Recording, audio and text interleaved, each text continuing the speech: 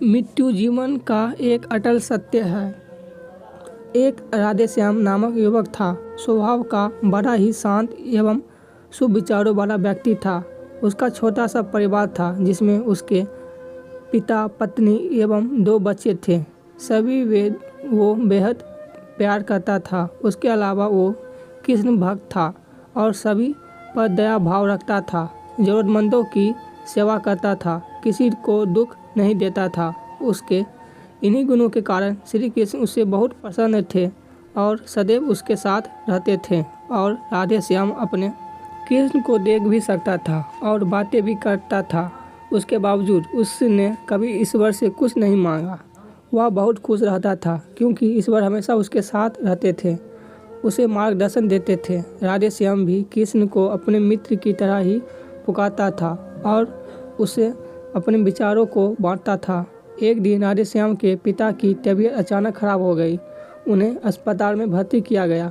उसने सभी डॉक्टर के हाथ जोड़े, अपने पिता को बचाने की मिन्नतें की, लेकिन सभी ने उसे कहा कि वे ज़्यादा उम्मीद नहीं दे सकते और सभी ने उसे भगवान पर भरोसा रखने को कहा। तभी राधेश्याम को कृष्ण का ख्याल आया और उसने अपने कृष्ण को पुकारा। कृष्ण दौड़े चले आए। राधेश्याम ने कहा, मित्र, तुम तो भगवान हो, मेरे पिता को बचा लो। कृष्ण ने कहा, मित्र, ये मेरे हाथों में नहीं है। अगर मृत्यु का समय होगा तो होना तय है। इस पर राधेश्याम नाराज हो गया और कृष्ण से लड़ने लगा। गुस्से में उन्हें कोसने लगा। भगवान ने भी उसे बहुत समझाया पर उसने एक ना सुनी।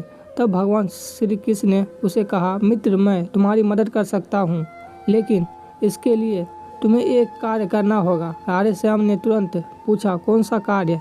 कृष्ण ने कहा, तुम्हें किसी एक घर से मिट्टी भर ज्वार लानी होगी और ध्यान रखना होगा कि उस परिवार में कभी किसी की मृत्यु ना हुई हो।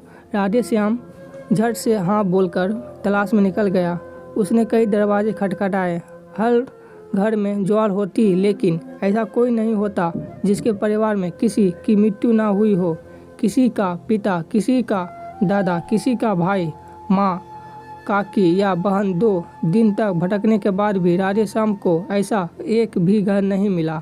तब उसे इस बात का एहसास हुआ कि मृत्यु एक अटल सत्य है। इसका सामना सभी को करना होता है, इससे कोई नहीं भाग सकता।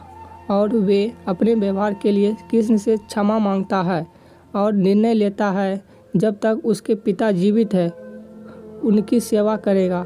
थोड़े दिन बाद राधेश्याम के पिता स्वर्ग सिधार जाते हैं। उसे दुख तो होता है, लेकिन ईश्वर की दी उस सीख के कारण उसका मन शांत रहता है। दोस्तों, इसी प्रकार हम सभी को इस सच को स्वीकार करना चाहिए कि मृत्यु एक अटल सत्य है। इसे नकारना मूर्खता है।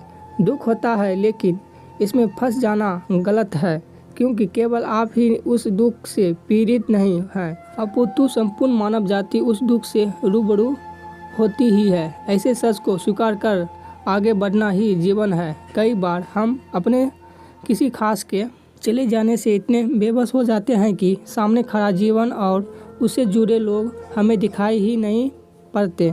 ऐसे अंधकार से निकलना मुश्किल हो जाता है। जो मनुष्य मृत्यु के सत्य को स्वीकार कर लेता है उसका जीवन भर विहीन हो जाता है और उसे कभी कोई कष्ट तोड़ नहीं सकता। वो जीवन के हर क्षेत्र में आगे बढ़ता जाता है।